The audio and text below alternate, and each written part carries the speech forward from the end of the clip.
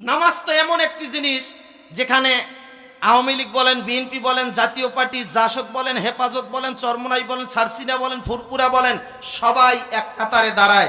বলেন তো দেখি আজ পর্যন্ত কি কোনোদিন ঠেলাঠেলি হয়েছে যে তুই বিএনপির লোক জামাতের লোকের সাথে কেন দাঁড়াস? আওয়াজ দেন, এই ছাড়ি যা, তোর কাজ আলাদা, মোর কাজ আলাদা। আপনাদের কালীরহাটে হয়েছে?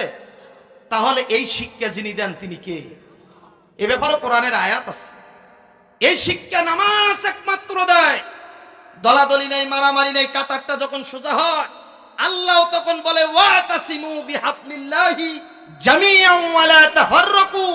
এই মসজিদের সুন্দর কাতারটা যখন তোমরা দাঁড়িয়ে যাও, সেখানে সব দল থাকে, মারামারি হয় না, কাটাকাটি হয় না, হানাহানি হয় না, খুন খারাপি হয় না, রাহাজানি হয় না, টেন্ডারবাজি হয় না, পদ পদবীর কথা স্মরণ থাকে না। তোমরা যদি ওই নামাজের কাতারটাকে একসাথে হইয়া মসজিদের বাহিরে দাঁড় করাতে পারতি, ইসলাম বিদ্রোহীরা ভারতে পেলে যত কথা বলেন ঠিক কিনা মুসলমান? আজকে মসজিদের ভেতরে আমাদের কাতারটা সোজা আছে, কিন্তু মসজিদ থেকে যখন বাইর হয়ে গেছি, কাতার ছতরভঙ্গ, মারামারি, ঘুষাঘুষি, কিলাকিলি আমাদের সমাজে আছে না নাই? এজন্য মসজিদের কাতারটা যখন, মসজিদের ভেতরের সৌন্দর্যটা যখন বাহিরে এসে এক হবে, আমি তো মনে করি আল্লাহর এই কোরআন হাতে নিয়ে বলতে পারি, উচ্চ আওয়াজে বলতে পারি, এই কাতারটা যদি বাহিরে এক হয়ে দাঁড়িয়ে থাকতো, সমস্ত দলের লোক এক হয়ে বলতো এই বাংলাদেশ ইসলামিক দেশ, মুসলমানদের দেশ, এই 92% বাংলাদেশে, এই মুসলমানদের দেশে মুদিবাদী কোন তাবেদারি চলবে না, ইসলাম বিদ্রোহী কথা চলবে না, ইসলামের বিরুদ্ধে কথা চলবে না, আল্লাহর রাসূলকে অপমাননা চলবে না। আমি তো মনে করি 2-4টা পাতান থাকলে পালাতে বাধ্য হবে। কথা বলেন ঠিক কিনা, জোরে বলেন মুসলমান। তো দিনী ভাই সকল, আমরা আজকে কি শুনতে এসেছি? সবাই বলেন, এই কোরআনের কথা জবান দিয়ে বললেই যে এটা একটি কোরআন, কমপক্ষে আপনার আমলনামায় 10টি নেকি যিনি দান করবেন তিনি কে? বলেন সকলে, এই কিতাবটার নাম কি? কোরআন। বর্তমান সময়কে সামনে নিয়ে আমি কোরআনুল কারীম থেকে সূরা মুদ্দাসসির থেকে 60টি আয়াতে কারিমা তেলাওয়াত করেছি। বাংলাদেশের পরিস্থিতিকে সামনে নিয়ে দেখি আমাদের কোরআন আমাদেরকে কি দিক নির্দেশনা দিতে পারেন, এটা নিয়ে আমরা আজকে আলোচনা করব। বলেন ইনশাআল্লাহ। সূরা আল মুদ্দাসসির,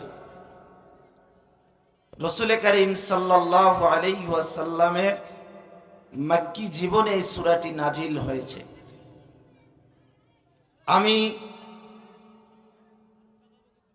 40 নম্বর আয়াত থেকে 47 নম্বর আয়াতে কারিমা তেলাওয়াত করেছি। মোট কয়টি আয়াত? 60টি আয়াত। এই 60টি আয়াতে কারিমা আমাদেরকে যা শিক্ষা দিবে, আমরা এই শিক্ষা নিয়ে বাড়িতে যেতে চাই। বলেন ইনশাআল্লাহ।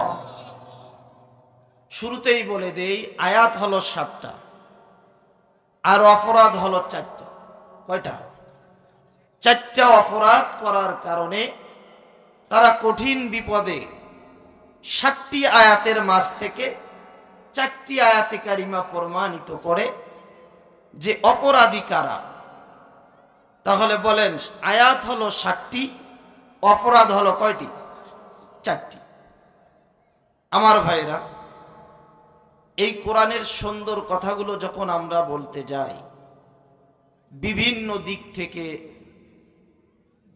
আমাদেরকে বহু মাহফিলে বাধা দেওয়া হয়। আমি আপনাদের গত 7 তারিখে হাতীবান্ধা এসেছিলাম। তারা আমাকে জেনে শুনে ওয়াজ শুনে আমাকে দাওয়াত করেছিল। আমি বলছিলাম এই সময় আমি আপনাদের প্রোগ্রামটা নিচ্ছি না। তারা বলল যে না ঠিক আছে, নেন, আমরা সব দেখব।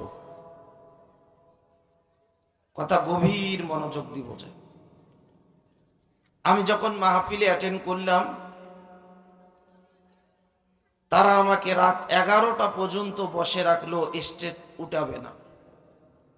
আচ্ছা বলেন, আমি কি কাওয়ালি গান করতে আসছিলাম নাকি কোরআন বলতে আসছিলাম? আওয়াজ যারা দিলেন না তারা কি কোরআনের দুশ্মন? আমি কি কাওয়ালি মমতাজের গান করতে আসছিলাম নাকি কোরআন বলতে আসছিলাম? বাধা দিল যারা, ঠিক তারা হচ্ছে মমতাজের ভক্ত। 11টা পর্যন্ত কোনো মুহূর্তেই আমাকে কথা বলতে দিবে না। অপরাধ হলো কোরআনের সত্য কথাগুলো বলা, কারণ সত্য কথা বললেই মানুষ পরিবর্তন হবে, এটি সত্য। আসুন, নবী করিম সাল্লাল্লাহু আলাইহি ওয়াসাল্লাম একটি সংগঠনে প্রবেশ করেন 17 বছর বয়সে। সেই সংগঠনটির নাম হলো হিলফুল ফুজুল। 17 থেকে নিয়ে 40 বছরে রূপান্তরিত করে তথা মানুষকে দাওয়াত দিয়েছেন ঠিক, কিন্তু পরিপূর্ণরূপে ফিরাতে পারেনি। প্রশ্ন হলো কেন? উত্তর হলো তখনও কোরআনুল কারীম নাজিল হয়নি, তখন কোরআন নাজিল হয়নি। এ কারণেই নবীজির কথায় পরিপূর্ণরূপে দাওয়াত মানুষ পায়নি। তাহলে কোরআন নাজিল হলো যখন, মানুষ হেদায়াত প্রাপ্ত হলো তখন, মানুষ ইসলামে প্রবেশ করা শুরু করলো। সেই কোরআনটি 7 তারিখে বলতে আসছিলাম। আমি বলতে চাই স্পষ্ট আকারে, এই কালীরহাট পাটগ্রামের মুসলমানদের সামনে যুগে যুগে কোরআন বলা বন্ধ করেছিল যারা, কোরআন বলতে দেয়নি যারা, যুগে যুগে ধ্বংস হয়েছে তারা, বর্তমান সময়েও যারা কোরআন বলতে বাধা দেবে তারাও ধ্বংস হবে। কথা বলেন ঠিক কিনা? কোন শক্তি তাদেরকে ধ্বংসের মুখ থেকে ফিরাতে পারবে না। কথাটি কার? আল্লাহ। বাংলাদেশ একটি মুসলিম দেশ, 92% মুসলমানদের দেশ। এদেশে কোরআনের আবাদ হয়। 60টি ছাত্রের মাথায় পাগড়ি প্রদান করা হলো, তাদের সিনায় এই কোরআন দেওয়া আছে। সুবহানাল্লাহ বলবেন? এদেরকে আল্লাহ তাআলা কিয়ামতের ময়দানে বলবেন, সূরা ফাতিহা থেকে শুরু করে সূরা নাস পর্যন্ত পড়ো আর আমার জান্নাতে উঠতে থাকো। এক পর্যায়ে দেয়া দেখবে 6666টা তলা স্তরে জান্নাতে পৌঁছে গেছে। আল্লাহ বলবে, হাফেজে কোরআন তাকায় দেখো তো তোমার উপরে কেউ আছে নাকি? হাফেজে কোরআন দেখবে যে না, আমরাই তো সবচেয়ে উপরে। সুবহানাল্লাহ বলবেন? আমার ভাইয়েরা, আমি বলতে চাই, কোরআন বলার পরিবেশ করুন, কোরআন বলতে দিন, তাহলে মানুষ আপনাদেরকে ভালোবাসবে। কোরআন বললে সম্মানিত হয়, যারা শুনে তারাও সম্মানিত হয়। কোনো কারণেই কোরআনের বিরোধিতা করার চেষ্টা করবেন না, কারণ কোরআনের বিরোধিতা করেছে যারা, ধ্বংস হয়েছে তারা। বাংলাদেশের ইতিহাস প্রমাণ করে, আজ থেকে বিগত 16টি বছর আগে থেকে নিয়ে শুরু করে 16 বছরে পদার্পণ করে একজন ফ্যাসিস্ট যেমন ভাবে জুলুম করেছিল, কোরআনের বদদুয়া লেগে সে ফ্যাসিস্ট ধ্বংস হয়েছে। কথা বলেন ঠিক কিনা? আমার ভাইয়েরা রাগ করতেছেন? এভাবে যদি 1 ঘন্টা আমি থাকি কষ্ট হবে? তাহলে বলতে চাই, মেজারমেন্ট হচ্ছে না আজকের মাহফিলটা, অনেক দিক থেকেই ত্রুটি মনে হচ্ছে। আল্লাহ সব দিক ফয়সালা করে দেন, আমিন বলেন। তা আমি বলতে চাই মুসলমান, তাহলে কোরআনে বাধা দেওয়ার পরিবেশ হলো, ওয়াকাল আল্লাযীনা কাফারু লা তাসমাউ লিহাযাল কুরআন। আবু জেহেল বলে, যাও তোরা সেখানে, লা তাসমাউ লিহাযাল কুরআন, সেখানে যে গন্ডগোল করো, হট্টগোল করো। তাহলে কি হবে? মুহাম্মদ কোরআন বলতে পারবে না, মানুষ শুনতেও পারবে না। আমি বলি, যুগের 1500 বছর পূর্বে আবু জেহেল যেমন এভাব করেছিল, ঠিক 1500 বছর পরে এসে দেখা যায় এক শ্রেণীর আবু জেহেল কোরআন বলতে দেয় না। কথা বলেন ঠিক কিনা? কিন্তু আমরা তাদের সাথে নাই, বলেন ইনশাআল্লাহ। আমার ভাইরা, চমৎকার একটি তত্ত্ব আপনাদেরকে আমি দেওয়ার জন্য এসেছি। শুরুতেই বলতে চাই, কোরআনের কথা বললে কিছু মানুষ মন খারাপ করবে, আবার কিছু মানুষ রাগান্বিত হবে, আমার ওপর ক্ষিপ্ত হতে পারে, আমাকে আক্রমণও করতে পারে। কালীরহাটবাসী, আপনারা কি আমাকে ছেড়ে যাবেন? মরলেই এখানে, বাঁচলেই এখানেই। কথা বলেন ঠিক কি না? যদি রক্তের বন্যা বয়ে যায়, আমরা বলবো আল্লাহ কোরআনের জন্য রক্ত দিয়েছি, ইসলামের জন্য রক্ত দিয়েছি, দ্বীন কায়েমের জন্য রক্ত দিয়েছি, এজন্য আমরা আরো রক্ত দিতে চাই। এদেশে কোরআনের আইন প্রতিষ্ঠিত করতে চাই। কারা কারা আছে শুধু হাত তুলে দেখা।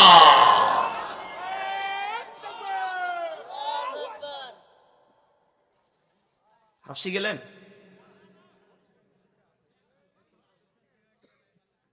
দেখি একটু জাগ্রত করে দেই। একজন সাহসী যুবক দাঁড়ে তাকবীর দাও আর সবাই আল্লাহু আকবার বলবে। একটু ঘুমটা ভাঙুক, একজন দাঁড়ান, দাঁড়ান।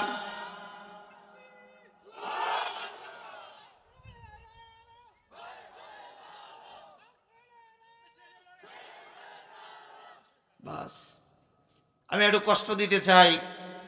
এখানে যারা উপস্থিত হয়েছেন বিবাহিত কারা? দুই হাত তোলেন। লজ্জা পাচ্ছেন? আবার বিয়ে করবেন নাকি?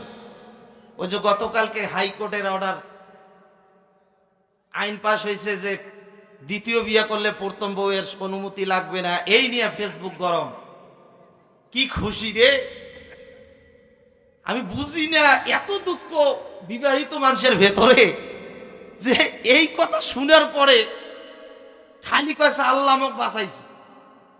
এইরকম একটা সুযোগ আমি চেয়েছিলাম। আমি বলি ভাই, এই সুযোগ হাইকোর্ট কাল দিল, কিন্তু এই সুযোগ আল্লাহ কোরআনে আপনাকে ১৫০০ বছর পূর্বে দিয়েছেন। সুবহানাল্লাহ বলেন।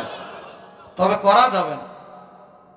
আমার মা বোনেরা, যেমন রাসূল কারীম সাল্লাল্লাহু আলাইহি ওয়াসাল্লাম বলছিলেন, হাদিসে এসেছে, যদি আল্লাহ রাসূল বলতেন যে খাদিজা যদি বেঁচে থাকতো তাহলে আমি আর কখনো দ্বিতীয় বিয়ে করতাম না। সুবহানাল্লাহ বলে। এত ভালোবাসতেন আম্মা জানকে, এজন্য প্রথম স্ত্রীর মর্যাদা খাদিজার মতো হয়ে যাও। জোরে বলেন আমিন। মা বোনেরা, আপনার স্বামী যেন দ্বিতীয় বিয়ে করার চিন্তাও করতে না পারে, এমন ভক্তি আর ভালোবাসা কালীরহাটের মা বোনেরা যেন দেয়। আল্লাহ তাদেরকে সেই সুযোগ দান করুক, আমিন বলে। তাহলে অবিবাহিত কারা আজকের মাহফিলে দেখতে চাই, একটু হাত উঠান। এ কয়টা মাত্র, সকলে বিয়ে করছে? বাপ!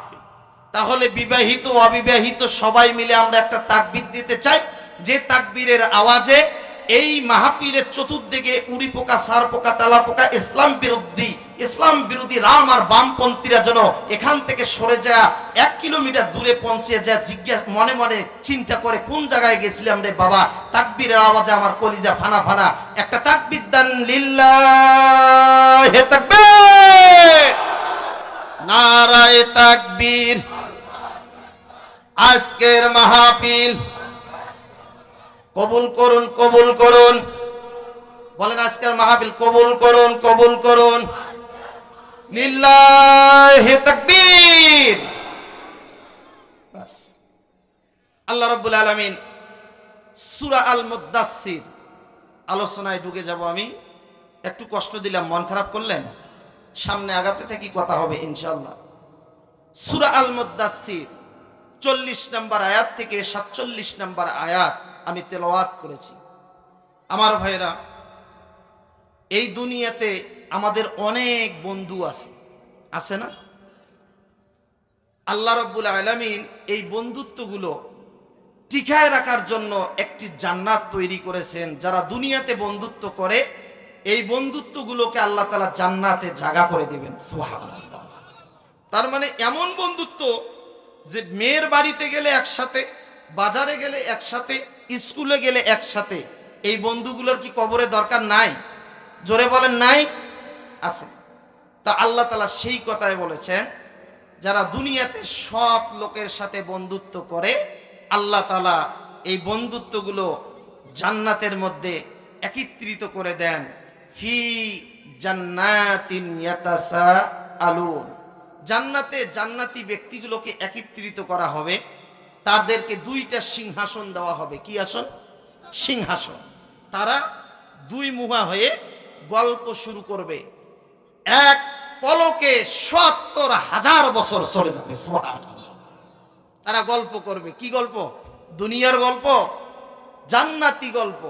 তারা সেখানে গান করবে, তারা সেখানে ইসলামিক তেলাওয়াত করবে, কোরআন তেলাওয়াত করবে। আমরা সেই বন্ধুত্বগুলো রেখে আমরা যেন জান্নাতে এই বন্ধুগুলোর সাথে সাক্ষাৎ করতে পারি, বলেন ইনশাআল্লাহ। একটা প্রবাদ বাক্য আছে যে সৎ লোকে সৎবাস, অসৎ লোকে সর্বনাশ। আপনি যদি চোরের সাথে বন্ধুত্ব করেন তাহলে সেখানে চোরের সাক্ষাৎ পাবেন। আপনি যদি ইসলাম বিরোধী লোকের সাথে চলাফেরা করে তার জোরে আপনিও বিরোধিতা করেন তাহলে তার জায়গা আপনার সাথে হবে।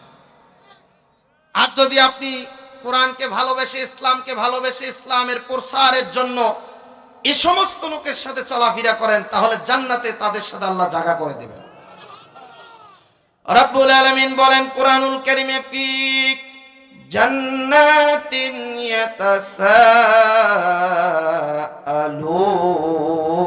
ইয়াতাসাআলুন। জান্নাতি ব্যক্তিগুলো একত্রিত হয়ে গল্প করা শুরু করবে। ঠিক ওই মুহূর্তে তাদের কানের মধ্যে কান্নার আওয়াজ আসবে, তাদের কানের মধ্যে কান্নার আওয়াজ পাওয়া যাবে। কান্নার ভক্তিটা হলো, আমরা মরে গেলাম, আমরা জ্বলে গেলাম, আমরা সরকার হয়ে গেলাম, কে আছো আমাদেরকে বাঁচাও। আমি কালীরহাটবাসীর কাছে আওয়াজ শুনতে চাই, দুনিয়াতে বাঁচার মতো বুদ্ধি থাকলো বলেন তো দেখি, কবরে কি কেউ কাউকে বাঁচাতে পারবে? পারবে না। আপনি দুনিয়াতে বিপদে পড়ে গেছেন, এখন তো সব নেতার গরম। কথা কন, মানে নিজের যা যেখানে শক্তি আছে ওখানে রিজার্ভ বাড়িয়া লিখতে দিয়া বাইরত যায়। আচ্ছা, বাইরত যায় আর ঘর মারে, ওর কাছে টাকা ছিনতাই করে, সাদাবাজি করে, টেন্ডারবাজি করে, নেতার গরম দেখায়। কথা বলেন ঠিক কিনা? বলে বিপদে পড়ছে, তুই আমাকে চিনিস, আমি পাক গ্রামের বড় নেতা, উদাহরণ সে। এখন কি করেন দেখবে, কয় এতলা টাকা নিছু, কি হয়েছে? কথা কবু না, কইলে ফুডুস, কোনো দেরি নাই। এই নেতার গরম বলেন তো দেখি এই বাংলাদেশে আছে না নাই? জোরে আওয়াজ শুনতে চাই, পেছনের ভাইরা বলুন আছে না নাই? নেতার গরম। আচ্ছা হল, ফোন দিল, ভাই আমি বিপদে। আচ্ছা বলেন, বিপদ করলু কেন আর ফোন দিলু কেন? ইয়ালামুনা মা কিরামান কাতিবিনা ইয়ালামুনা মা তাফআলুন। দুই কান্দে তো আছে, রেকর্ড হচ্ছে, লিখিত হচ্ছে, ভিডিও হচ্ছে। যদি বিপদটা অন্যায় ভাবে হয় আর কেউ যদি আপনাকে ধমকি দিয়ে সেখান থেকে বাঁচায়, তাহলে বলেন তো আপনাকে কবরে ওই ব্যক্তি বাঁচাতে পারবে না? আরো বিপদে আপনি পড়বেন, বিপদে পড়বে। আজকে মুসলমান তো আমরা এমন হয়ে গেছি যে দুনিয়ার পদ পদবি আর ক্ষমতার জন্য ভালো মানুষকে আমরা ভালো চোখে দেখতেছি না। আজকে বাংলাদেশে যদি আমরা মানুষের মূল্যায়ন করতে পারতাম তাহলে হাদির মতো, ওসমান হাদির মতো একটি নিরীহ সন্তান কখনো পিস্তলের গুলিতে মারা যেত না। কথা বলেন ঠিক কিনা? এ মুসলমান আওয়াজ দাও ঠিক কিনা? আমি বলতে চাই, এই বাংলার জমিনে ইসলামের পক্ষে থাকার কারণেই, কোরআনের পক্ষে থাকার কারণেই, সত্য কথা বলার কারণে যদি ওসমান হাদি পিস্তলের গুলি খেয়ে মৃত্যুবরণ, শাহাদাত বরণ করতে চায়, আজকের মাহফিলে আমি উচ্চ আওয়াজে বলতে চাই, এই এক ওসমান হাদিকে মেরেছো, এই তাগুত শক্তি শুনে রাখো, বাংলার জমিনের ঘরে ঘরে ওসমান হাদি পয়দা নেবে। কথা বলেন ঠিক কিনা? এক ওসমান হাদি গেছে, আমরা কি বাংলাদেশে ওসমান হাদি পেতে পারি না? বলেন ইনশাআল্লাহ। তাহলে দাপট, কথা রাখছিলাম ওই জায়গায়, ক্ষমতার জোর। তারা বিপদে পড়ে গেল, কান্না শুরু করে দিয়েছে, বাঁচাও, আমরা জ্বলে গেলাম, আমরা সরকার হয়ে গেলাম, কে আছো আমাদেরকে বাঁচাও। জান্নাতি ব্যক্তিগুলো এগিয়ে যাবেন, আর ডাক দি বলবেন কে বা কারা কান্না করে, শোনার দরকার আছে কি জন্য তারা কান্না করে। এত বিরহজনক কান্না, বাঁচাও আমরা মরে গেলাম। জান্নাতি ব্যক্তিগুলো এগিয়ে যা দেখতেছেন একদল মানুষ কান্না করে বাবা।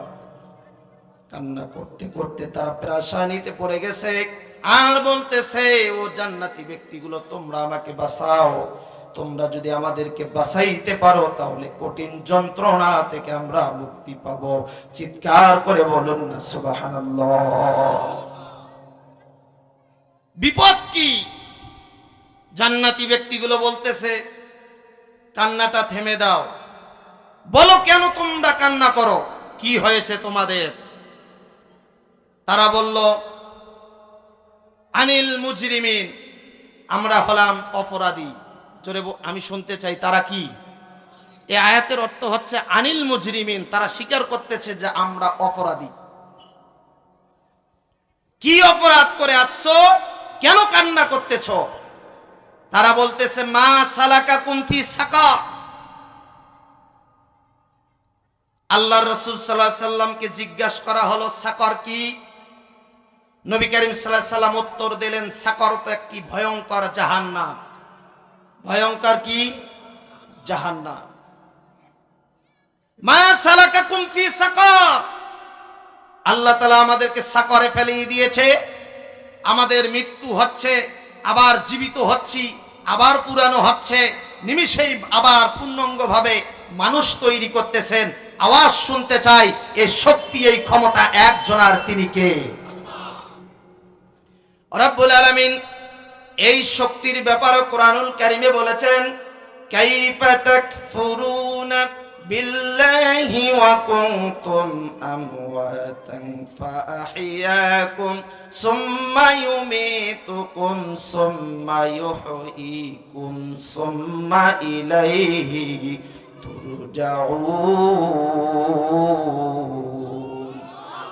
রব্বুল আলামিন বলেন কাইফা তাকফুরুনা বিল্লাহ,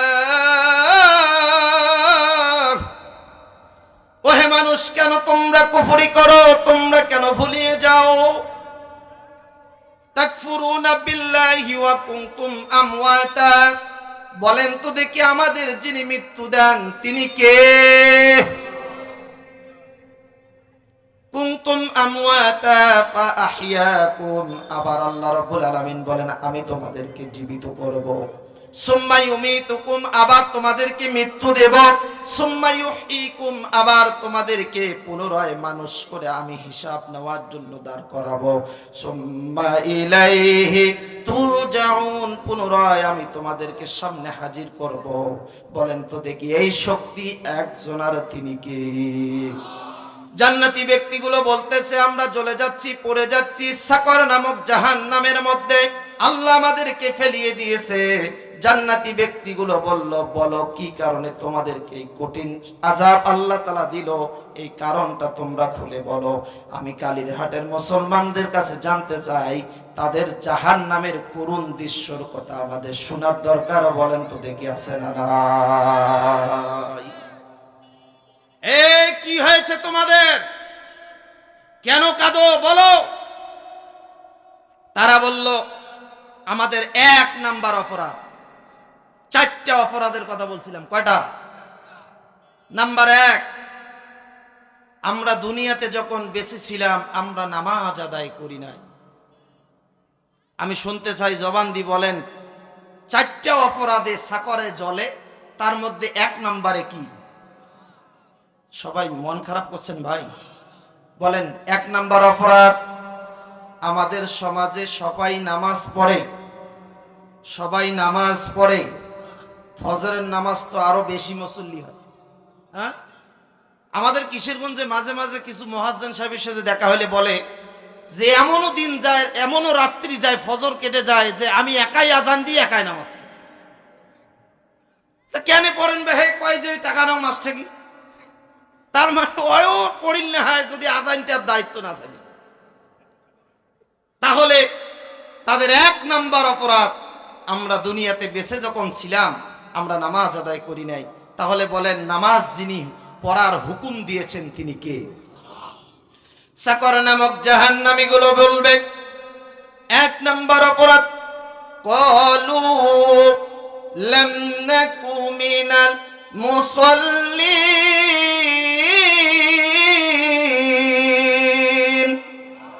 ও হে দুনিয়ার মানুষ শোনো, আমরা জাহান্নামের মধ্যে দাউ দাউ করে জ্বলার এক নাম্বার কারণ হলো আমরা নামাজ আদায় করি নাই, নামাজ পড়তাম না। এ মুসলমান ভাইরা, ইবাদতের মধ্যে সর্বশ্রেষ্ঠ ইবাদত হলো নামাজ। যখন কোন ব্যক্তি নামাজের মধ্যে দাঁড়িয়ে যায়, আল্লাহ রাব্বুল আলামিন এত খুশি হয়ে যায়, বান্দার সঙ্গে সঙ্গে পেছনের অপরাধগুলোকে ক্ষমা করে দেয়। কোন বান্দা যখন নামাজের মধ্যে দাঁড়িয়ে যায়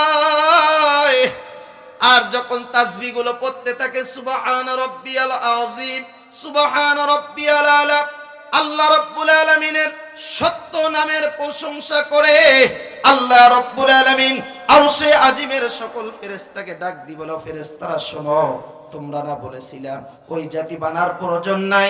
ক্বালু সুবহানাকা লা ইলমা লানা ইল্লা মা আল্লামতানা। আমরা আছি আপনার তাসবিহ জপার জন্য। ও ফেরেশতারা তাকায়া দেখো, এই দুনিয়ার মানুষগুলো, নাপাক পানির সৃষ্টির মানুষগুলো, তাদের নাপাক জবান দিয়ে সুবহান রাব্বিয়াল আলা এই নামগুলো যখন পড়তে থাকে, আমি আল্লাহর পবিত্র নামের ঘোষণা দিতে থাকে। তোমরা সাক্ষী থাকো, আমিও আরশে আজিমে ঘোষণা দেই, বান্দা তুইও জমিনে পবিত্র। জবান থাকলে বলুন না সুবহানাল্লাহ। সাকর নামক জাহান্নামীগুলো বলবে, এক নাম্বার অপরাধ হলো আমরা দুনিয়াতে নামাজ আদায় করি নাই, নামাজ আদায় না করার কারণে আমরা জাহান্নামে ঝুলি। এজন্য আল্লাহ রাব্বুল আলামিন কোরআনুল কারীমে বারংবার এই নামাজের কথা বলেছেন, আকিমুস সালাতা ওয়া আতুজ যাকাতা ওয়ারকাউ মা'আর রাকিঈন। রাব্বুল আলামিন বলেন, আকিমুস সালাত, তোমরা সালাত কায়েম করো, ওয়া আতুজ যাকাত, তোমরা যাকাত প্রদান করো, ওয়ারকাউ মা'আর রাকিঈন, তোমরা রুকুকারীদের সাথে রুকু করো। বলেন তো দেখি, আমাদেরকে যিনি এই তিনটা বিধান দিয়েছেন, হুকুম দিয়েছেন, একটু আওয়াজ শুনতে চাই, তিনি কে? আবারও অনেক নামাজি আছে, দেখা যায় নামাজ তো পড়ে না, আবার দেখবেন নামাজিরা বিরোধিতা করে কিভাবে তার পায়জামা খুলে দেওয়া যায়। এরকম লোক আছে না নাই? তারা বলেন আমরা নামাজ তো পড়ি নাই, আবার নামাজিদের বিরোধিতাও সারি নাই। এজন্য সাকর নামক জাহান্নামের আগুনে দাউ দাউ করে জ্বালায়। আমাদেরকে বাঁচাও, আমাদেরকে বাঁচাও। বলেন তো দেখি, ওই জাহান্নামটাকে বাঁচার মতো কোনো শক্তি দুনিয়ার কোনো মানুষের আছে নাকি? তাহলে বলেন আওয়াজ করে, নামাজ পড়তে হবে কার হুকুম? নামাজ পড়ি নাই, আবার নামাজিদের বিরোধিতা সারি নাই। বলেন তো দেখি, এই কালীরহাটে নামাজিদের বিরোধিতা করার লোক আছে না নাই? আসতে কোন কেন, আছে না নাই?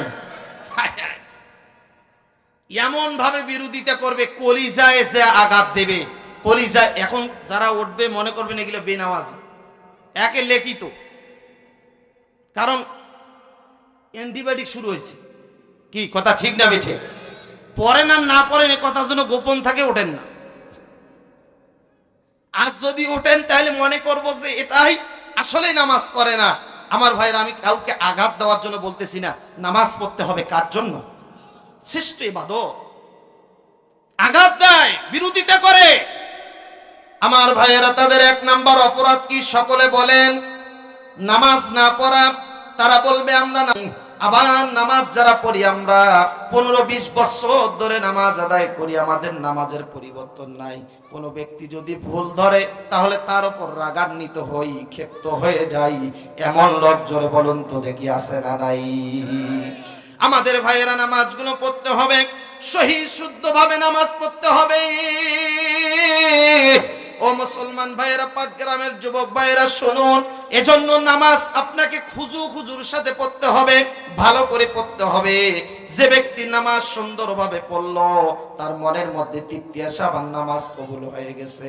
আমার ভাইরা, অনেক নামাজি দেখবেন নামাজ পড়ার ধারণ ভিন্ন, তার মানে বোঝা যায় এর নামাজ কবুল হয় নাই। কোন ব্যক্তির যদি নামাজ কবুল হয়, তার মন সাক্ষী দেবে, আর যাদের কবুল হবে না, এটাও তার মন সাক্ষী দিবে। বলেন তো দেখি, নামাজ পড়ার পরে একটা মনের মধ্যে তৃপ্তি আছে না নাই? জোরে বলুন, আছে না নাই? তাহলে নামাজ কবুল না হওয়ার জন্য 5টি কারণ। জোরে বলেন, কয়টি কারণ?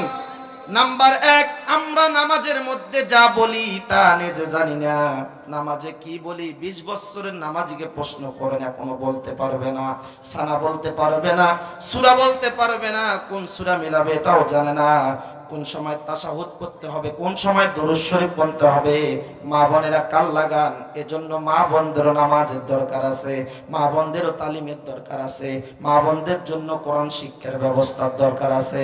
এ মা বোনেরা শুনুন, এখন যদি আপনি মনে করেন কোথায় আমরা শিখব, আপনি শিক্ষা গ্রহণ করতে পারেন নাই, মা বলে দেব, আপনার একটা সন্তান যদি থাকে এই মাদ্রাসায় দিয়ে তাকে কোরআন শিক্ষা দেন, এই সন্তানের কাছে কোরআন শেখেন। নয়তোবা আপনার একটা যদি মেয়ে থাকে মহিলা মাদ্রাসা দিয়ে কোরআন শিক্ষা গ্রহণ করেন। আমি বলি নাই আপনি জাগতিক শিক্ষা গ্রহণ করবেন না, জাগতিক শিক্ষার মধ্যে বলেন তো দেখি আল্লাহর কোরআনের শিক্ষার দরকার আছে না নাই? জোরে বলুন তো দেখি মুসলমান ভাই, আছে না নাই? তাহলে নামাজ কবুল না হওয়ার 5টি কারণ। 1 নাম্বার কারণ হলো আমরা নামাজে যা বলি তা নিজে জানি না। 2 নাম্বার কারণ নামাজের পবিত্রতার অভাব। 3 নাম্বার কারণ হলো ধীর স্থিরতার সাথে আমাদের নামাজগুলো হয় না। যে যত বেশি স্পিডে নামাজ পড়ে, বর্তমান তারাবি পড়ার ইমামেরও দাম তত বেশি। ইমাম যদি 16 তারাবি পড়ে ওর নামাজ চলবে না। অনেক লোক বলে কি বলে না, হ্যাঁ আছে আপনাদের এদিক, কয় আর স্পিরিট নাই, চলবে না, কয় আর জবান চলে না। তাহলে বলেন নামাজ কি দ্রুত গতিতে জিনিস নাকি ধীর স্থিরতার জিনিস? আম্মা জান আয়েশা সিদ্দিকা রাদিয়াল্লাহু তাআলা আনহা বলেন, আল্লাহর নবী বিশ্ব নবী গভীর রাত্রিতে যখন নামাজের মধ্যে দাঁড়িয়ে যান, আমি আয়েশা চিন্তিত হয়ে যাই। আল্লাহর নবী বিশ্ব নবী নামাজের মধ্যে দাঁড়িয়ে গেছেন, অনেক সময় পরে সিজদায় চলে যান। আল্লাহর নবী বিশ্ব নবী রাতের মধ্য অবস্থায় থেকে নিয়ে শুরু করে 2 রাকাত নামাজে তাহাজ্জুদের টাইম পর্যন্ত নিয়ে যায়। বলেন না সুবহানাল্লাহ। আল্লাহর নবী বিশ্ব নবীর স্ত্রী আম্মা জান আল্লাহর নবী বিশ্ব নবীকে ডাক দিয়ে বলে, ইয়া রাসূলুল্লাহ, ইয়া হাবিবাল্লাহ, নবী গো, আপনি যখন সিজদা থেকে মাথাটা উঠান না, তখন আমি চিন্তিত হয়ে যাই, না জানি নবীজির কিছু হলো নাকি। আল্লাহর রাসূল বিশ্ব নবী মহামানব সৃষ্টির সেরা মানুষ বলে, আয়েশা, আমি যখন সিজদার মধ্যে চলে যাই, সঙ্গে সঙ্গে আমার আল্লাহর সাথে কথোপকথন শুরু হয়। আমার আল্লাহ তো আমারে মাথা তুলতে দেয় না। বলেন সুবহানাল্লাহ। আমার ভাইয়েরা, নামাজ কবুল না হওয়ার 5টি কারণে আমার ভাইয়েরা 4th নাম্বার কারণ হলো খুজু খুজুর অভাব। 5 নাম্বার কারণ হলো নামাজ আমাদেরকে 4টা শিক্ষা দেয়। এই 4টা শিক্ষা গ্রহণ না করার কারণে আমাদের নামাজগুলো কবুল হয় না, ঝুলন্ত অবস্থায় থাকে। তাহলে বলুন তো 4টা শিক্ষা জানার দরকার আছে না নাই? 4 নাম্বার শিক্ষার 1 নাম্বার শিক্ষা হলো নামাজ আমাদেরকে দৈনন্দিন কান ধরা শিক্ষা দেয়। বলেন না সুবহানাল্লাহ। দৈনন্দিন কি ধরা? আমরা নামাজের প্রথম যে কাজটা করি হাত উঠাই, এটাকে বলে ইসলামিক দিক দিয়ে বলে মুফাসসিরিনগণ কেরাম বলেন যে এটাকে বলা হয় স্যালেন্ডার করা। কি করা? আচ্ছা বলেন আমরা কার কাছে স্যালেন্ডার হইলাম? ইন্নী ওয়াজ্জাহতু ওয়াজহিয়া লিল্লাযী ফাতারাস সামাওয়াতি ওয়াল আরদা হানিফান ওয়া মা আনা মিনাল মুশরিকিন। ইন্নী ওয়াজ্জাহতু ওয়াজহিয়া লিল্লাযী ফাতারাস সামাওয়াতি ওয়াল আরদ। হে মালিক আমার আল্লাহ, ইন্নী ওয়াজ্জাহতু, নিশ্চয় আমি দুনিয়ার সমস্ত দিক থেকে মুখটা ফিরাইয়া কিবলার দিক তোমার দিকে হইয়া, সব মুশরিকের দিক থেকে মুখটা ফিরাইয়া সর্বপ্রথম যে কাজটা করলাম স্যালেন্ডার হইলাম। মাওলা, ফজরের নামাজের পর থেকে নিয়ে যোহর পর্যন্ত যদি আমি অপরাধ করে থাকি তুমি আমাকে মাফ করে দাও। বলেন না সুবহানাল্লাহ। আমার ভাইয়েরা, কান ধরা কত বড় একটি দয়ার কাজ। দেখেন দুনিয়ার কোন বিচারপতি যদি কোন মানুষের অপরাধ পায়, বিচার শুরু করে দেয়, সমাজবর্তী মানুষ, তাকে বলা হয়, এই বেটা তুই এই অপরাধ করলি কেন, এই ভুল করলি কেন? আমাদের সমাজে কিছু দয়ালু মানুষ পাওয়া যায়, মায়াবী মানুষ পাওয়া যায়, বলে চেয়ারম্যান সাহেব, মেম্বার সাহেব, এইবারের জন্য তাকে মাফ করে দেন, বেটা দাঁড়ে কান ধর। বলেন তো দেখি, এই নীতিমেলা আমাদের সমাজে আছে না নাই? যখন ছেলেটা দাঁড়িয়ে কান ধরে, তখন মানুষের মন নরম হয়ে যায়। এ মুসলমান, আল্লাহ তাআলা 100% মায়া তৈরি করে 1% মায়া জগৎ সৃষ্টির মধ্যে দিয়েছেন। এই জগৎ সৃষ্টির মানুষ যদি 1% মায়া পেয়ে তাকে কান ধরার কারণে ওই সময় মাফ করে দেয়, আর 99% মায়ার মমতা যার ভেতরে আছেন, সেই দয়ার সাগর বলে, বান্দা যখন তুই কান ধরলি, স্যালেন্ডার করলি, আমি তোমাকে ফজর থেকে নিয়ে জোহর পর্যন্ত যত অপরাধ আছে সব অপরাধ ক্ষমা করে দিয়েছি। 2 নাম্বার কারণ হলো, 1 নাম্বার হলো কান ধরা, 2 নাম্বার কারণ হলো একে কাতারে দাঁড়ানো শিক্ষা দেয়, সে শিক্ষাটা হলো একমাত্র নামাজ। জোরে বলেন ঠিক কি না? আসুন আমরা ব্যাখ্যায় যাব। ব্যাখ্যা হলো, নামাজ তো এমন একটি জিনিস যেখানে আওয়ামী লীগ বলেন, বিএনপি বলেন, জাতীয় পার্টি, জাসদ বলেন, হেফাজত বলেন, চরমোনাই বলেন, সারসিনা বলেন, ফুরপুরা বলেন, সবাই এক কাতারে দাঁড়ায়। বলেন তো দেখি, আজ পর্যন্ত কি কোনোদিন ঠেলাঠেলি হয়েছে যে তুই বিএনপির লোক জামাতের লোকের সাথে কেন দাঁড়াস? আওয়াজ দেন, ছাড়ি যা, তোর কাজ আলাদা, মোর কাজ আলাদা। আপনাদের কালীরহাটে হয়েছে? তাহলে এই শিক্ষা যিনি দেন তিনি কে? এ ব্যাপারে কোরআনের আয়াত আছে। এই শিক্ষা নামাজ একমাত্র দেয়। দলাদলি নেই, মারামারি নেই, কাতারটা যখন সোজা হয়, আল্লাহ তখন বলে, ওয়াতাসিমু বিহাবলিল্লাহি জামিআন ওয়া লা তাফাররাকু। এই মসজিদের সুন্দর কাতারটা যখন তোমরা দাঁড়িয়ে যাও, সেখানে সব দল থাকে, মারামারি হয় না, কাটাকাটি হয় না, হানাহানি হয় না, খুন খারাপি হয় না, রাহাজানি হয় না, টেন্ডারবাজি হয় না, পদ পদবীর কথা স্মরণ থাকে না। তোমরা যদি ওই নামাজের কাতারটাকে একসাথে হইয়া মসজিদের বাহিরে দাঁড় করাতে পারতি, ইসলাম বিদ্রোহীরা ভারতে পেলে যেত। কথা বলেন ঠিক কিনা মুসলমান? আজকে মসজিদের ভেতরে আমাদের কাতারটা সোজা আছে, কিন্তু মসজিদ থেকে যখন বাইর হয়ে গেছি, কাতার ছতরভঙ্গ, মারামারি, ঘুষাঘুষি, কিলাকিলি আমাদের সমাজে আছে না নাই? এজন্য মসজিদের কাতারটা যখন, মসজিদের ভেতরে সৌন্দর্যটা যখন বাহিরে এসে এক হবে, আমি তো মনে করি আল্লাহর এই কোরআন হাতে নিয়ে বলতে পারি, উচ্চ আওয়াজে বলতে পারি, এই কাতারটা যদি বাহিরে এক হয়ে দাঁড়িয়ে থাকতো, সমস্ত দলের লোক এক হয়ে বলতো, এই বাংলাদেশ ইসলামিক দেশ, মুসলমানদের দেশ, এই 92% বাংলাদেশে, এই মুসলমানদের দেশে মুদিবাদী কোন তাবেদারি চলবে না, ইসলাম বিদ্রোহী কথা চলবে না, ইসলামের বিরুদ্ধে কথা চলবে না, আল্লাহর রাসূলকে অপমাননা চলবে না। আমি তো মনে করি 2-4টা পাতান থাকলে পালাতে বাধ্য হবে। কথা বলেন ঠিক কিনা? জোরে বলেন মুসলমান। আমরা কি করি? এটা তো আমরা সুযোগ করে দেই। খারাপ লাগতেছে? লিল্লাহি তাকবীর। চলবে? আমরা কি করি? মসজিদ থেকে বাইর হওয়ার পরে মুখ খান বাঁকা করি, কই ঠিক আছে, মুখ বাঁকা হয়ে যায়। তার মানে আপন ভাইও যদি অন্য দল করে, দেখিনি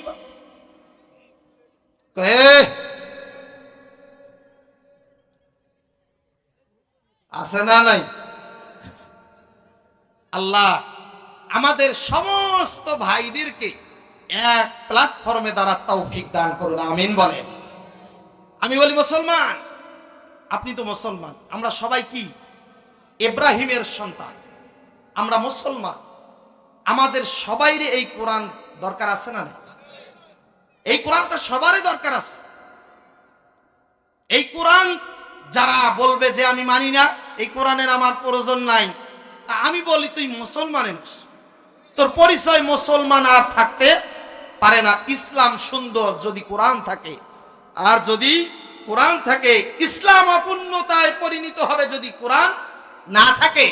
আজকে বাংলাদেশের 40%-এরও বেশি মানুষ ইসলাম মানে কিন্তু কোরআন মানে না। ইসলাম মানে কোরআন মানে না। যদি কোরআন মানতো তাহলে আমি বলি 100% মুসলমান দাঁড়িয়ে এক কাতারে হ্যাঁ বলতো, কোরআন মাথার উপরে থাকবে, নিচে থাকবে না। সেই সংগ্রাম বাংলাদেশে চলতে থাকবে। কথা বলেন ঠিক কিনা? না, এটা করবে না। তার মানে সবাই যদি জান্নাতে, তাতে জাহান্নাম যাবে কয়টা? ইলেরও তো দরকার। বলেন তো দেখি আছে না নাই?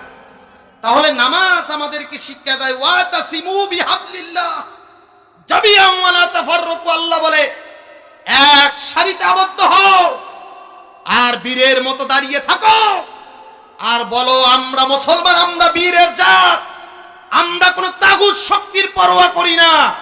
আমি বলি মোদিবাদী শক্তি, ইসলাম বিদ্রোহী শক্তি, আমার বামপন্থীরা এতে ছেড়ে পালাতে বাধ্য হবে। কথা বলেন ঠিক কিনা মুসলমান?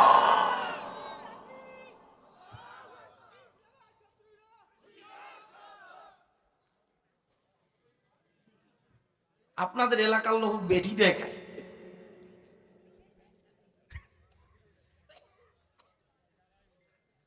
আল্লাহ কবুল করুন, আমিন বলেন।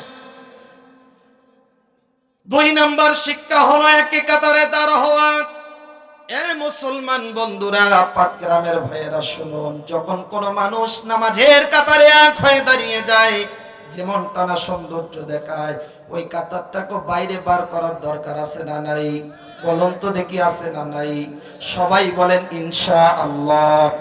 আমার বন্ধুগণ, 3 নাম্বার কারণ হলো ইমাম যা করে মুসল্লিও তাই করবে। 4 নাম্বার কারণ হলো মসজিদের ভেতরে যা চলবে মসজিদের বাহিরেও তা চলবে।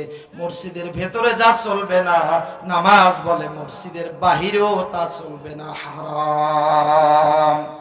আমার ভাইয়েরা, সাকর নামক জাহান্নামীগুলোকে বলা হলো, বলো কি জন্য তোমরা কান্না করো, দাউ দাউ করে জাহান্নামের আগুন জ্বলে? তাদের কারণ ছিল একটা, যা প্রধানত একটি কারণ, সেটা হলো তারা বলবে আমরা নামাজ পড়ি নাই। এখন আমি আওয়াজ শুনতে চাই, 1 নাম্বার পয়েন্ট আমার শেষ। আমরা সবাই জবাব দেব, নামাজ আল্লাহর জন্য, আল্লাহর ফরজ হুকুম। বলেন তো দেখি আদায় করার দরকার আছে না নাই? মা বোনেরা গভীর মনোযোগ দিয়ে শুনুন। আল্লাহর নবী, বিশ্ব নবীর একটা হাদিস, আলমারআতু ইযা সাল্লাত খামসাহা ওয়া সামাত শাহরাহা ওয়া আহসানাত ফারজাহা ওয়া আতাআত বালাহা ফালতাদখুল মিন আইয়ি আবওয়াবিল জান্নাহ। আমার নবীজি, বিশ্ব নবী, মায়ার নবী, রহমাতাল লিল আলামিন বলেন, দুনিয়ার কোন নারী যদি 4টা কাজ করে, তাহলে 8টা জান্নাতের দরজা আল্লাহ খুলে দেবেন। বলেন সুবহানাল্লাহ। 4টা কাজের মধ্যে মা বোনদের এই নামাজটাও আছে। মা বোনেরা নামাজ আদায় করবেন, মা বোনেরা নামাজ আদায় করবেন। আমাদের সমাজের মা বোনদের একটা অভ্যাস হলো, মা বোনেরা রোজা থাকতে ভালোবাসে বেশি, কিন্তু নামাজ পড়তে চায় না। কথা কোন ঠিক কিনা? বেশিরভাগ মহিলারা রোজা খেলাপ করে না, কিন্তু নামাজের বেলায় মহিলারা নামাজ আদায় করে না। মা বোনেরা, নামাজগুলো আদায় করতে হবে। আম্মা জান আয়েশা সিদ্দিকা রাদিয়াল্লাহু তাআলা আনহার আদর্শ ছিল নামাজ। এজন্য আমরা সকলে বলি আমরা নামাজ আদায় করব। বলেন ইনশাআল্লাহ। সাকরা নামক জাহান্নামীগুলোকে বলা হলো, বলো তোমাদের দ্বিতীয় কারণ ছিল কি? তারা ডাকতি বলে, আমরা মরে যাচ্ছি, আমরা জ্বলে যাচ্ছি, আমাদেরকে আগুন ধরিয়ে দেওয়া হয়েছে, আমাদের গায়ে আগুন দাউ দাউ করে জ্বলে, কে আছো আমাদেরকে বাঁচাও। তখন তারা বললে, কি কারণে তোমরা জ্বলো? বলে দাও। তারা 2 নাম্বার কারণ বলল, আমরা দুনিয়াতে যখন বেঁচে ছিলাম, আমরা দুনিয়াতে যখন ছিলাম, তখন আমরা ইতিমার মিসকিনদেরকে খাবার প্রদান করতাম না। এজন্য আল্লাহ রাব্বুল আলামিন বলে, ওয়ালাম নাকুনু তু'ইমুল মিসকিন। তো জিকির কইলা ইলাহা।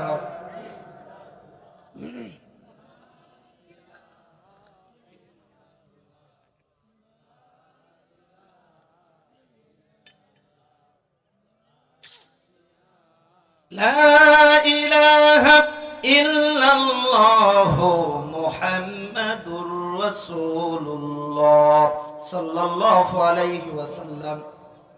তাদেরকে বলা হলো, তারা বলল আমাদের 2 নাম্বার অপরাধ, ওয়ালাম নাকু নুতিমুল মিসকিন, আমরা দুনিয়াতে যখন বেঁচে ছিলাম আমরা ইতিম মিসকিনদেরকে খাবার দেই নাই। বলেন তো দেখি আমাদের সমাজে ইতিম আর মিসকিনদের খাবার দেওয়ার লোকের অভাব বলেন তো দেখি আছে না নাই? মাল আছে যাকাত দেবে না, মাদ্রাসার হুজুরেরা যদি বলে তাহলে যাকাতের কথা যখন বলতে যায় তখন হুজুরদেরকে সলসাত্রী কালেকশন করা বলে গালি দেয়, তিরস্কার করে। বলেন তো দেখি মুসলমান ভাই আমাদের সমাজে আছে না নাই? যারা ইতিমকে খাবার প্রদান করবে না, ওয়ালাম নাকু নুতিমুল মিসকিন, তাদের গায়ে জাহান্নামের আগুন ধরবে, সাকর নামক জাহান্নামের আগুন। ওয়ালা ইয়াহুদ্দু আলা তামিল মিসকিন, আল্লাহ রাব্বুল আলামিন বলে তোমরা ইতিমদের দিকে তাকাও, ইতিমদেরকে খানা প্রদান করো, তাদেরকে চোখ দিয়ে তাকাও, তাদেরকে মিষ্টি কথা বলো। আল্লাহর নবী বিশ্ব নবী ছিলেন ইতিম, নবীজি ইতিমদেরকে এত ভালোবাসতেন, যখন কোরআনুল কারীমের আয়াত নাজিল হলো আল্লাহর নবী ইতিমদের থেকে খানা পৃথক করে নিলেন। না কাজ করেছে হাজার হাজার ছাত্রের রক্তে ভেসে সরকারে বসে গণ অভ্যুত্থানে 5 আগস্টে একে ছাত্ররা ভালোবেসে তাকে ক্ষমতায় বসিয়েছিল দেশের কল্যাণময় কাজ করার জন্য, কিন্তু এ বোতল কল্যাণ করলো কতটুকু? গণ অভ্যুত্থানে 5 আগস্টের ছাত্রদের মর্যাদা দিতে সে ব্যর্থ হয়েছে। কথা বলেন ঠিক কিনা? এটা কিসের দুঃখে এটা বসে থাকে? আর একটা মোশাররফ, আসিফ নজরুল, এটা তো ঘাট ধাক্কা দিয়ে বাইর করে দেওয়া দরকার। কথা বলেন ঠিক কিনা মুসলমান?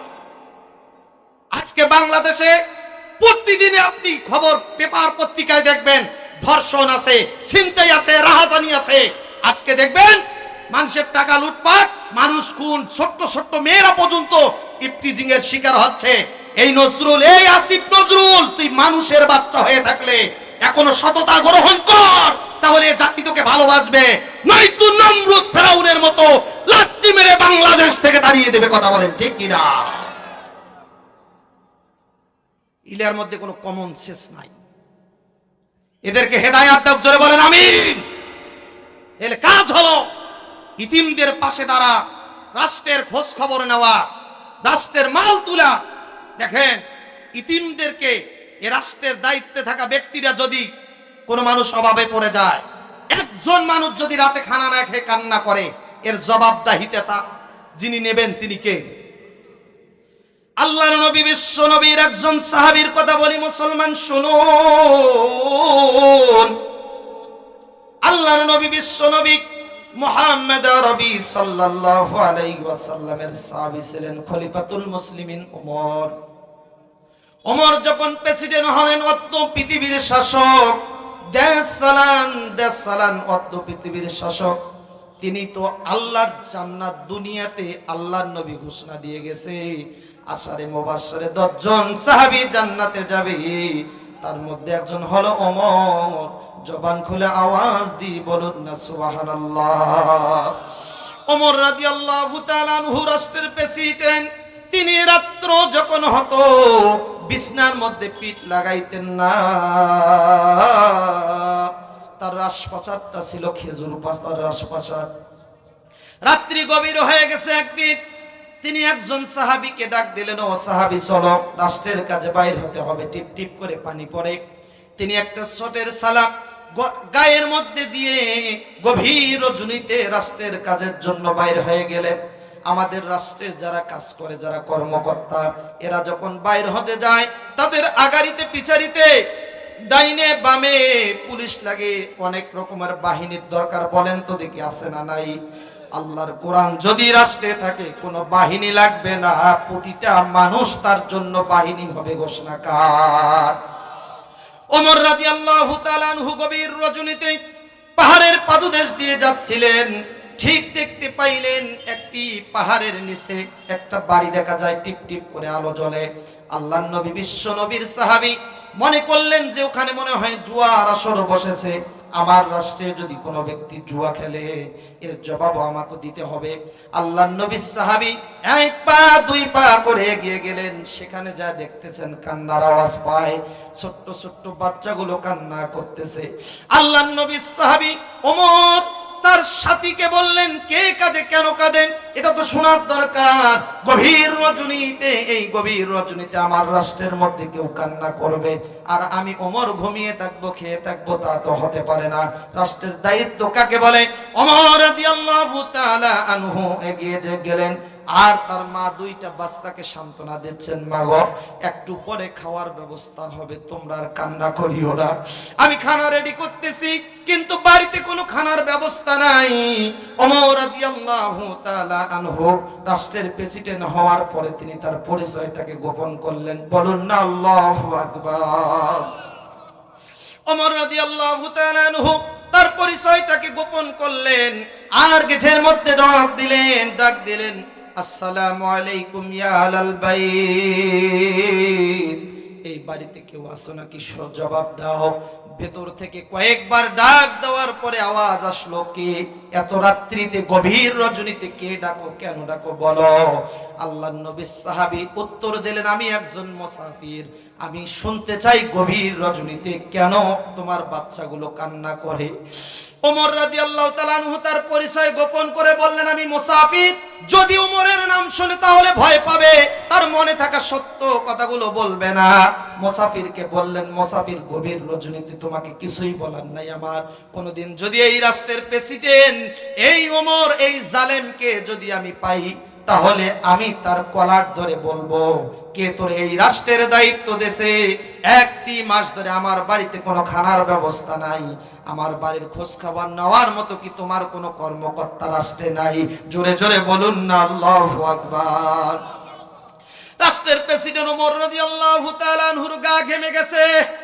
জালেম শব্দ ব্যবহার করেছেন আর বলেছেন, এই জালেমকে কে এই রাষ্ট্রের দায়িত্ব দিয়েছে?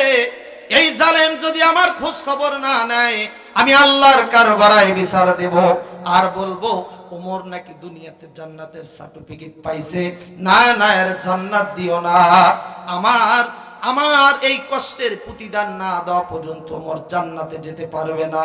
ওমর এই কথা শোনার সঙ্গে সঙ্গে গা ঘেমে গেছে, চোখ দিয়ে পানি পড়ে।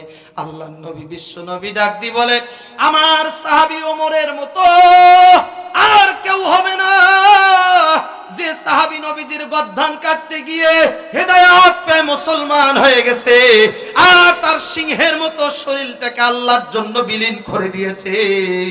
আল্লাহর নবী, বিশ্ব নবী দোয়া করেছিলেন, আল্লাহ, ডাক দেন না আল্লাহ, জোরে ডাক দি বলেন আল্লাহ। বাবা জোরে বলেন, খারাপ লাগে নাকি? আল্লাহর নবী ডাক দি বলে, দুই ওমরের এক ওমরকে তুমি হেদায়েত দাও, কিন্তু যে ওমর হেদায়েত পাইছে সেই ওমরের ব্যাপারে কোরআনের আয়াত আছে, আমার নবীর পরে যদি কোনো নবী আসতো সেটাই হতো ওমর, কিন্তু তাকে জালেম বইলা ফেলাইছে, অপরাধীর কাঠগড়ায় দাঁড় করাইছে। এই ওমরের তো আর রক্ষা হবে না। বলুন তো দেখি, যারা ইতিমদের উপর জুলুম করবে শুধু ওমরই জালেম নাকি ১৫০০ বছর ঘটনা ১৫০০ বছর আগে শেষ নাকি এখনো আছে? আজকেও যারা এই ১৫০০ বছর পরে ওমরের মতো যারা রাষ্ট্রের মানুষের উপর জুলুম করবে, নিঃসন্দেহে এরাও জালেম। কথা বলেন ঠিক কিনা? আমার ভাইয়া, ওমর রাদিয়াল্লাহু তাআলা আনহু সাহাবীকে ডাক দি বলে, নবীজি আমাকে জান্নাতি ঘোষণা করছে, আমি তো একজন অপরাধী, আমি একজন জালেম। তিনি চোখের পানি মুছতে মুছতে সাহাবীকে ডাক দি বলে, চলো আমরা যাই, বাইতুল মামুনে যেতে হবে, বাচ্চাগুলোর খানার ব্যবস্থা করে দিতে হবে। আল্লাহর নবী, বিশ্ব নবী ওমর রাদিয়াল্লাহু তাআলা আনহু তরুঘরু করে বাইতুল মামুরে পৌঁছে গেলেন। রাত্রি যদি শেষ হয়ে যায় তাহলে সবাই বুঝতে পারবে বিষয়টা রাত্রি শেষ হওয়ার আগেই এইটাকে সমাধান করতে হবে। ওমর রাদিয়াল্লাহু তাআলা আনহু বাইতুল মামুরের চাবি নিজে হাতে নিয়ে গেটটা খুলিয়ে একটা জবের আটার বস্তা নিজে কাঁধে তুললেন। আল্লাহু আকবার বলেন। একটা হাতের মধ্যে তেলের জারকিন নিলেন আর ডাক দিয়ে বলতেছেন, সঙ্গে থাকা সাহাবী, আপনি তো রাষ্ট্রের প্রেসিডেন্ট ওমর, আপনার দ্বারা এই জবের বস্তা কাঁধে নেওয়া মানায় না, আমার কাঁধে তুলে দেন। ওমর তখন জবাব দি বলে, সাহাবী ভাই শোনো, ওই মহিলা কিন্তু তোমারে জালেম বলে নাই, জালেম কিন্তু ওমরের বলেছে, বলে বলেন মারহাবা। জালেম কিন্তু ওমরকেই বলেছে, সুতরাং বিচার হলে ওমরের হবে, তোমার হবে না। 18 বস্তা কান্দি নিয়ে তেলের জারি কিনে হাতে নিয়ে পাহাড়ের পাদুদেশ দিয়ে দৌড়াইয়া দৌড়াইয়া যায়। আর যা পৌঁছি একটি চুলা জ্বলালেন, আগুন ধরালেন, আর নেজে রুটি তৈরি করলেন। ইতিম বাচ্চাগুলোকে, বাবা হারা বাচ্চাগুলোকে খাওয়ার ব্যবস্থা করে দিলেন। অবশিষ্ট রুটি দিয়ে তৈরি করে দিয়ে চলে আসলেন। রাষ্ট্রের প্রেসিডেন্ট এরকম একটি কাজ করতে পারে? সাহাবী ফেল ফেল করে তাকায়। রাষ্ট্রের প্রেসিডেন্ট যদি এমন হয়, যদি কোরআনী শাসন গোটা পৃথিবী হয়, রাষ্ট্রের প্রেসিডেন্টের আমলে গোটা পৃথিবী সুন্দর হবে। বলেন সুবহানাল্লাহ। আমার দিনী ভাইয়েরা শুনুন, পাটগ্রামের মুসলমান ভাইয়েরা শুনুন, মা বোনেরা শুনুন। ওমর রাদিয়াল্লাহু তাআলা আনহু সাহাবীকে ডাক দিয়ে বলতেছে, ও সাহাবী, রাত্রি যদি এখানে শেষ হয়ে যায়, মসজিদে নববীতে যদি আমরা নামাজে কাতারে শামিল হতে না পারি, তাহলে সাহাবীরা বলবে ওমরকে কেউ কতল করে ফেলাইছে, হইচই শুরু হয়ে যাবে আমাদের দেশে। তাহলে বোঝা যায়, এখান থেকে প্রমাণিত হয় রাষ্ট্রের প্রেসিডেন্ট হবেন যিনি, তিনি ইমামতির কাতারে ফজরের নামাজে পড়ার শক্তি রাখবেন তিনি। ঠিক কিনা? জোরে আওয়াজ দিয়ে বলো মুসলমান। যারা রাষ্ট্রের প্রেসিডেন্ট হবে তাকে নামাজ পড়ার যোগ্যতা লাগবে, কারণ নবীজি রাষ্ট্রের প্রেসিডেন্ট ছিলেন, ফজরের জামাতে ইমামতি করেছেন। উসমান ছিল রাষ্ট্রের প্রেসিডেন্ট, ফজরের জামাতের ইমামতি করতেন। ইমামতি করতে পারবে যারা প্রেসিডেন্ট হবে তারা, ইমামতি করতে পারবে না যারা, তাদের পেছনে যারা চলবে ওই বেনামাজির কাতারে কিয়ামতের ময়দানে জাহান্নাম কামাই করতে হবে তাদেরকে। হাদিস এবং কোরআন প্রমাণিত করে। কথা কি আমার নাকি আল্লাহর? লিল্লাহি তাকবীর। রাষ্ট্রের প্রেসিডেন্ট হয়ে এত বড় কাহিনী যদি করতে পারেন রাষ্ট্রের মানুষের জন্য, এই সাহাবী শোনো, আমাদেরকে ইমামতির কাতারে দাঁড় হতে হবে, চলো। সেখানে আসলেন। আসার পর একটি লম্বা ঘটনা। আমি আপনাদেরকে খারাপ লাগতেছে নাকি? জোরে বলেন খারাপ লাগে? এই মুসলমান ভাইয়েরা, তিনি চলে আসলেন, নামাজের কাতারে শামিল হয়ে গেলেন। মুয়াজ্জিন ইকামত দিলেন, নামাজ শুরু হয়ে গেল। নামাজ শেষ হওয়ার পরে তার সিংহাসন, খেজুর পাতার সিংহাসনে বসলেন, সাহাবীদেরকে নিয়ে বসলেন। সাহাবীদেরকে একত্রিত করে ডাক দিয়ে বললেন, ও সাহাবীরা শোনো, আজকে আমার সিংহাসনে, আমার পার্লামেন্টে একজন শক্ত জালেমের বিচার হবে। আল্লাহু আকবার বলেন। কার বিচার হবে? একজন শক্ত জালেমের বিচার হবে। আর এই বিচার তোমরা সবাই দেখবে। একজন সাহাবী আর একজন সাহাবীর দিকে তাকায়, কি এমন অপরাধ করেছে এই মদিনার মধ্যে, কে বা কারা, আজকে তার বিচার হবে আর রক্ষা নাই। ওমরের শাসন তো এমন ছিল, ওমর যে রাস্তা দিয়ে যেত 40 দিন পর্যন্ত শয়তান যেত না। জোরে বলেন না আল্লাহু আকবার। ওমরের শাসন এমন ছিল, ওমরের হাতের আগে তরবারি চলতো, কারণ কোরআনী শাসন তো এমন। আল্লাহর নবী যেমন মাইরও খেয়েছেন, আল্লাহর নবী যেমন মাইর খেয়েছেন 17 থেকে 40 বছর পর্যন্ত, আল্লাহর নবী রাষ্ট্রের প্রেসিডেন্ট হয়ে আল্লাহ রাসূল একাধারে যতগুলো যুদ্ধ করেছেন তার মধ্যে 27টি যুদ্ধের সেনাপতিত্ব তিনি নিজে গ্রহণ করেছেন। আল্লাহু আকবার। আল্লাহর নবী বিশ্ব নবী মায়ের দেওয়া শিক্ষা দিয়েছেন, মায়ের খাওয়াও শিক্ষা দিয়েছেন। বাংলাদেশে কিছু মুসলমান আছে, কিছু জানুক আর না জানুক, তারা বলে ইসলামে মায়ের পিঠ নাই। আরে বেকুবের দল, নবীর হাদিস প্রমাণ করে মায়ের দেওয়াও সুন্নত, মায়ের খাওয়াও সুন্নত। জেনে বলতে হবে, না জেনে বলো কেন? আমার ভাইয়েরা, যারা এই সমস্ত কথা জানে না, আজকে তাদের পেছনে মূর্খের মতো হাজার হাজার লোক ছোটে। আমরা এই মূর্খ সমাজ থেকে বেরিয়ে কোরআনী শাসন প্রতিষ্ঠিত করব, বলেন ইনশাআল্লাহ।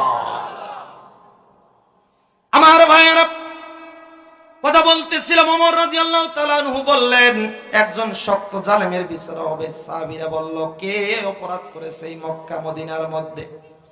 আল্লাহর নবীর সাহাবী ওমর রাদিয়াল্লাহু তাআলা আনহু ডাক দিয়ে বললেন, যাও পাহাড়ের পাদদেশে ওই জায়গায় পৌঁছে যাও, ওই বাড়িতে একটি মহিলা আছে, ওই মহিলাটাকে নিয়ে আসো, বাচ্চা দুইটাকে রেখে আসো। বাচ্চা দুইটাকে আনিও না, তারা অপরাধ করে নাই। বলেন তো অপরাধ কে করেছে? হ্যাঁ, মহিলা না ওমর? আমার প্রিয় বন্ধুগণ, কথা বুঝতে হবে। আল্লাহর নবী সাহাবী অপরাধ করেছে, আল্লাহর নবী বলতেছে ওই বাচ্চা দুইটা নিষ্পাপ কোনো অপরাধ করে নাই, কিন্তু ওই মহিলাকে নিয়ে আসো সে অপরাধী। সাহাবীরা কয়েকজন মিলে গেল আর গেটের মধ্যে ডাক দিল, আসসালামু আলাইকুম ইয়া আলাল বাইত, এই বাড়িতে কে বা কারা আছো, জবাব চাই। আমার বন্ধুগণ জবাব আসলো, কে তোমরা, কেন এসেছো? মনে হয় গত রাত্রিতে আমি ওমরের ব্যাপারে কিছু কথা বলেছিলাম, এই মুসাফির মনে হয় আমার এই কথাগুলো আমানত রাখতে পারে নাই, ওমরকে জানিয়ে দিছে। আজকে আমাকে ওমর স্মরণ করেছে রাষ্ট্রের মধ্যে, আবার তার পার্লামেন্টে ডাকাইছে, আমাকে যেতে হবে। এখন বাচ্চা দুইটাকে সামনে নিয়ে বলে, মা আর তোমাদের সাথে আমার সাক্ষাৎ হবে না, চিরদিনের জন্য বিদায় দে রে মা। ওমরের শাসন তো এমন, আজকে আমি যে অপরাধ করেছি, ওমরকে জালেম বলে ফেলেছি, আজকে মনে হয় আমাকে তারা ফাঁসি দিয়ে দেবে। আল্লাহু আকবার বলেন। বাচ্চা দুইটা কাঁদে আর বলে, মা চিন্তা করো না, কে আছেন? আল্লাহু আকবার বলেন। চিন্তা করো না, আল্লাহ আছে, টেনশন করিও না, আল্লাহ আমাদের সাথে আছে, কিছুই হবে না। ওমর জালেমকে স্মরণ করেছেন, তুমি জালেম বলেছো, আর ওমর রাদিয়াল্লাহু তাআলা আনহু বলেছেন মহিলা তোমাকে ওমর স্মরণ করেছে, কিন্তু মহিলার ব্যাপারে বলেছেন আজকে ওমরের পার্লামেন্টে একজন শক্ত জালেমের বিচার হবে। বাচ্চা দুইটা ডাক দি বলে, মা চিন্তার কোনো কারণ নাই, ওমর বলেছে জালেমের বিচার হবে, জালেম আর বিচার হবে না। জালেম হলো পুরুষ লিঙ্গ আর জালেমা হলো মহিলা লিঙ্গ। বলেন তো দেখি, মহিলার বিচার হবে নাকি পুরুষ লিঙ্গের বিচার হবে? বারবার বলেন। মা চিন্তা করিয়েন না, কান্না করতে হবে না, আপনি চলে যান। মায়ের মন মানে না, বাচ্চা দুইটাকে কুলে নেয়, বারবার চুমা খায় আর বলে, মা রে শেষ বিদায় দাও, দেখা না হতে পারে রে মা। এই কথা বলে আদর যত্ন করে আর বলে, মুসাফির তোর আমি কি ক্ষতি করছিলাম, এই কথাগুলো যদি আমানত না রাখতে পারবি কেন শুনলি আমার কাছে? এই কথা বলে চলে গেলেন। যাওয়ার পরে খলিফাতুল মুসলিমিন ওমর রাদিয়াল্লাহু তাআলা আনহু রাগান্বিত কণ্ঠে বসে আছেন আর চোখগুলো লাল হয়ে গেছে, পানি টপ টপ করে পড়ে। হাদিস প্রমাণিত করে, নবী করিম সাল্লাল্লাহু আলাইহি ওয়াসাল্লামের হাদিস প্রমাণিত করে, হযরত আবু হুরায়রা রাদিয়াল্লাহু তাআলা আনহু থেকে বর্ণিত, ওমরের চোখের নিচ দিয়ে দুইটা গর্ত ছিল। সাহাবীরা জিজ্ঞাসা করত, এই গর্তটা আপনার কেন, দুই গর্ত কেন? ওমর বলতেন, ও আমার সাহাবীরা শোনো, ও আমার সাথী সঙ্গীরা শোনো, এই গর্ত সাধারণ কোনো গর্ত নয়, জাহান্নামের ভয়ে এই কান্না করতে করতে আমার চোখ দুইটা নিচে গর্ত হয়ে গেছে। সুবহানাল্লাহ। এই ওমর চোখের পানি ছেড়ে দিয়ে কান্না করে আর ডাক দিয়ে বলে, এই আজকে শক্ত জালেমের বিচার হবে। মহিলাকে সামনে বসিয়েছেন পর্দার আড়ালে, ডাক দিয়ে বললেন, মহিলা বলো কি হয়েছে তোমার, এই রাত্রিতে কেন জালেম বলে ওমরকে ডাক দিলা? আজকে তোমাকে আমি এখানে এনেছি কারণে তোমার সামনে শক্ত জালেমের বিচার হবে রে মা, তারপর তুমি পরকালে দাবি রেখো না। হাতে গলার মধ্যে একটা পাগড়ি ছিল, এই পাগড়িটা দিয়ে ওমরের গলায় পল্টি দিয়ে তার ফাঁসির মতো একটা খিসন দিয়ে আর ওই মহিলার হাতে পাঠিয়ে দিলেন আর বলেন, মাগো ওমরকে তুমি গোটা রাষ্ট্রের মধ্যে ধেদরি নিগাবা। আপনাদের দিকে কি বলে? তুমি টেনে নিবরাবা, কোনো দুঃখ নাই, ওমর তোমাকে কিছু বলবে না। তুমি যদি দুনিয়াতে আঘাত করো ওমর সহ্য করতে পারবে, কিন্তু যদি তুমি জালেম বলে আল্লাহর কারগড়ায় বিচার দাও, আল্লাহর কাছে জালেমের বিচার হবে। আয-যুলমু যুলমাতু ইয়াউমাল কিয়ামা, তার রাস্তা অন্ধকার হবে, সে জান্নাত খুঁজে পাবে না। ঘোষণাকার। আমার ভাইয়েরা, রাষ্ট্র তো হবে এমন, রাষ্ট্রের প্রেসিডেন্ট হওয়ার পরে নত হবে, রাষ্ট্রের প্রেসিডেন্ট হওয়ার পরে রাষ্ট্রের মানুষের খোঁজ খবর নেবে, রাষ্ট্রের প্রেসিডেন্ট হওয়ার পর পর যাদের দ্বারে যাবে তার খোঁজ খবর নেবে। এমন যদি হতো আমার দেশের শাসক হতো আবু বকরের মতো, হতো ওমরের মতো। মারহাবা বলেন। কোন একদিন এদেশের আকাশে কোরআনের শান্তির পতাকা উড়বে, সেদিন তো আর নয় বেশি দূরে। আমার সঙ্গে পড়ুন, সেদিন তো আর নয় বেশি দূরে, সেদিন সবাই খোদাই কালাম পেয়ে দুঃখ বেদনা ভুলবে। সেদিন সবাই খোদাই কালাম পেয়ে দুঃখ বেদনা ভুলবে। সেদিন আর হবে না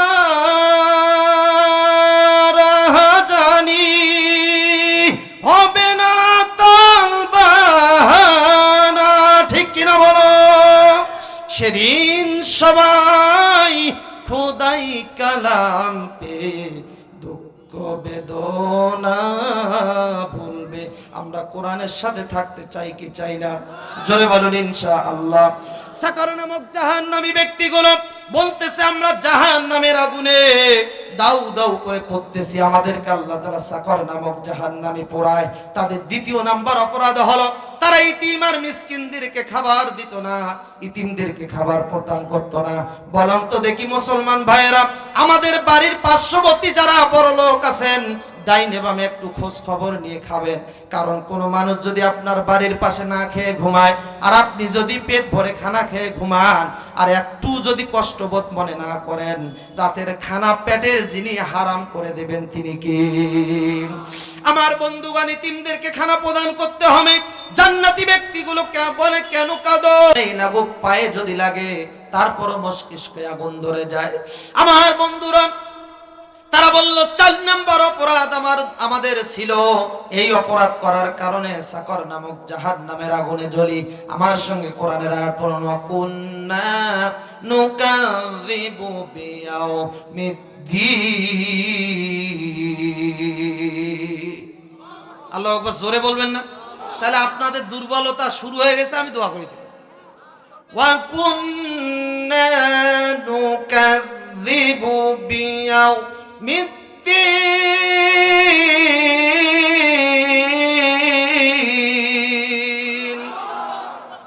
তারা নাকি বলে সাকর নামক জাহান্নামের আগুনে জ্বলার 4র্থ নাম্বার কারণ হলো আমরা দুনিয়াতে যখন বেঁচে ছিলাম, আমরা আল্লাহর কিয়ামত দিবসকে বিশ্বাস করতাম না, আল্লাহর দ্বীনকে বিশ্বাস করতাম না, সত্য দ্বীনকে বিশ্বাস করতাম না।